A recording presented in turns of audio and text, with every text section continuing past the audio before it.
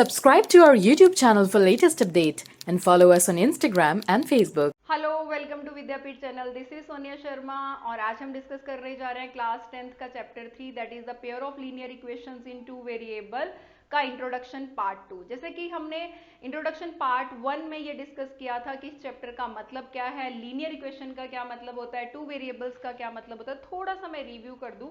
हमने वहां पे देखा था कि लीनियर इक्वेशन ऐसी इक्वेशन होती है जिसमें डिग्री 1 होती है, फिर आपके पास लिखा है टू वेरिएबल्स, मतलब उस इक्वेशन में दो वेरिएबल्स होने चाहिए। लेकिन और उसकी हमने स्टैंडर्ड जो इक्वेशन की थी वो की थी ax plus B Y plus C equal to 0। तो आप देख सकते हो यहाँ इस इक्वेशन में दो वेरिएबल यूज हो रहे हैं, that is x and y, ठीक है, और दोनों की ही डिग्री 1 है। तो ये सेटिस्फाई करती थी इसको linear equation in two variable. लेकिन यहाँ पे आगे लिखा हुआ है पेयर ऑफ। पेयर ऑफ मतलब हमारे पास दो ऐसी इक्वेशन चाहिए, तो हमने उनको स्टैंडर्ड फॉर्म में रिप्रेजेंट किया था a1x plus b1y plus c1 equal to 0, a2x plus b2y plus c2 equal to 0। तो ये हमारे पास दो इक्वेशंस आ गई थी।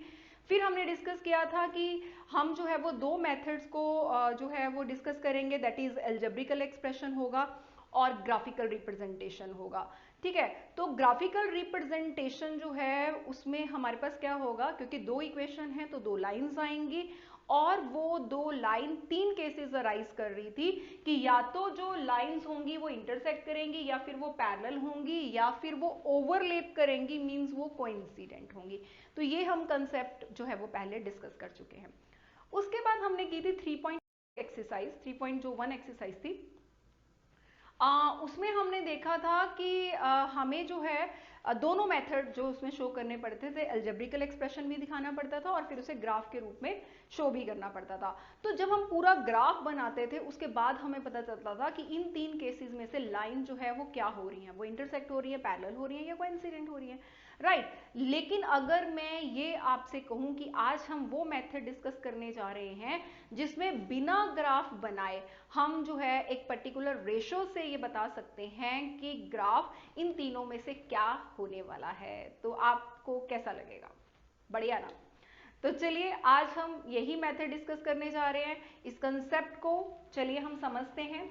देखिए हमारे पास दो स्टैंडर्ड इक्वेशन है, वो हमें पता है, हमने उनको लिख रखा है। अब हम क्या करेंगे, यहाँ पे आप देख सकते हो हमारे पास x और y दो वेरिएबल्स हैं, उनके कॉफिशिएंट्स को हमने a1 अपॉन a1 a2 और b1 b2 ले रखा है।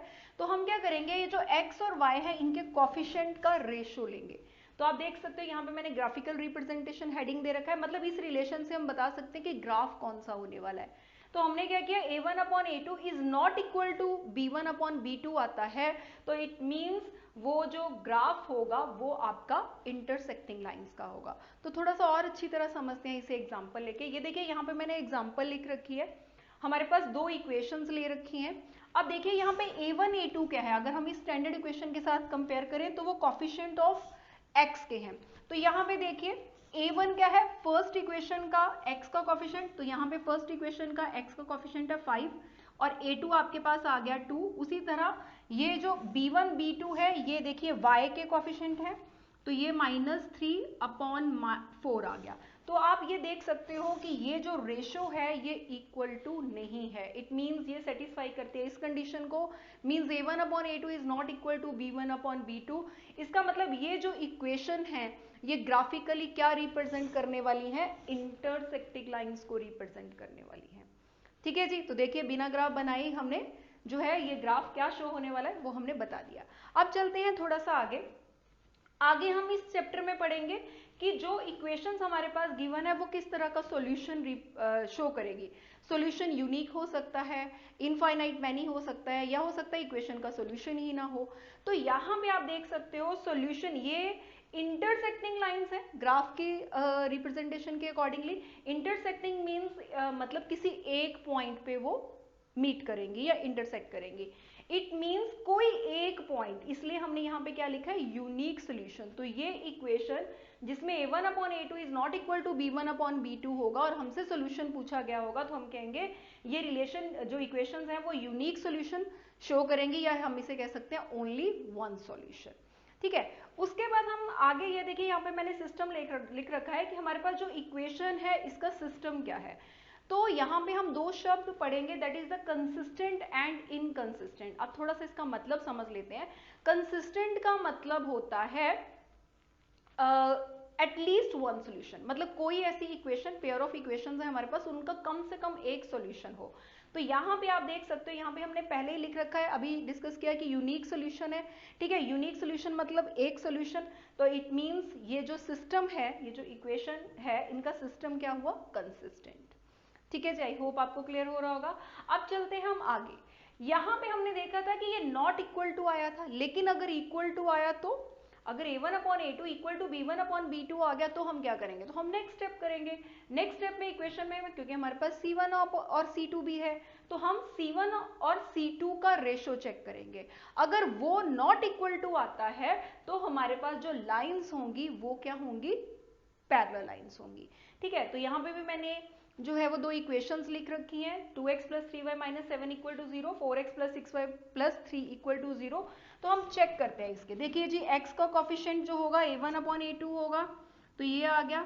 y का कोफिशिएंट जो है b1 b2 होगा, तो 3 और 6 आ गया, और कांस्टेंट ये आपका c1 है और ये c2 है, तो माइनस 7 अपॉन 3।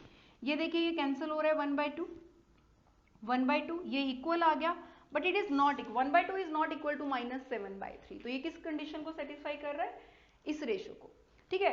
तो इट मींस ये जो इक्वेशन होंगी, हमने ग्राफ ड्रॉ नहीं किया है, लेकिन हमने इस रिलेशन से ये बता दिया कि ये जो ग्राफ है ये क्या शो करेगा, पैरेलल लाइंस को।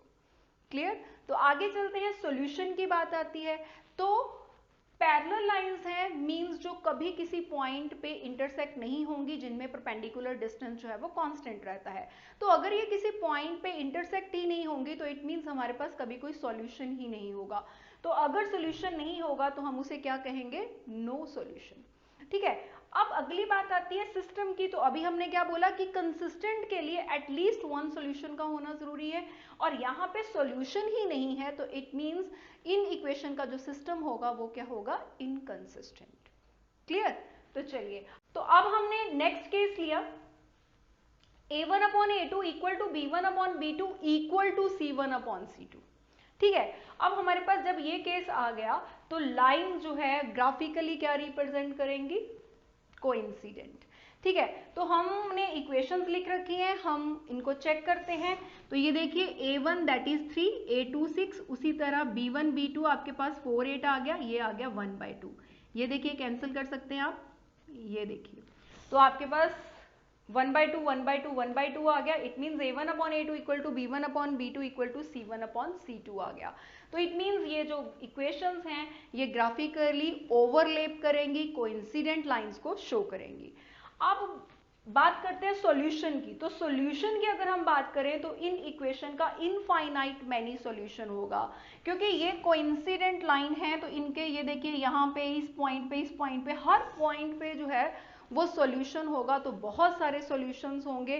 तो कंसिस्टेंट के लिए तो हमारे लिए एक सॉल्यूशन ही काफी था, यहाँ पे तो हमारे पास बहुत सारे सॉल्यूशन है। इट मींस इन इक्वेशन का जो सिस्टम होगा वो भी कंसिस्टेंट होगा, तो इसे डिपेंडेंट भी कहते हैं। तो आपने देखा कि इन रेशो के रिलेशन से हम कितना इजीली बिना ग्राफ ड्रॉ किए ग्राफिकली भी बता सकते हैं कि जो ग्राफ होगा वो इन तीन केसेस में से क्या होगा, सॉल्यूशन भी बता सकते हैं, यूनिक होगा ही नहीं, या फिर इनफाइनाइट मैनी सॉल्यूशन होगा, और सिस्टम भी बता सकते हैं कि वो कंसिस्टेंट होगा या इनकंसिस्टेंट होगा। तो आई होप आपको ये कंसेप्ट क्लियर हुआ होगा। फिर भी अगर आपके कोई डाउट हैं तो आप कमेंट बॉक्स में लिख सकते हैं, और इन कंसेप्ट्स को क्वेश्चंस में हम कैसे यूज करेंगे ये हम अपनी नेक्स्ट वीडियो में एक्सरसाइज के क्वेश्चंस के साथ डिस्कस करेंगे। सो प्लीज वीडियो को लाइक करना नहीं भूलना है, चैनल को सब्सक्राइब कीजिएगा, अपने फ्रेंड्स के साथ शेयर कीजिएगा। तो जल्दी मिलते हैं अपनी नेक्स्ट वीडियो में। Till then take care, all the best.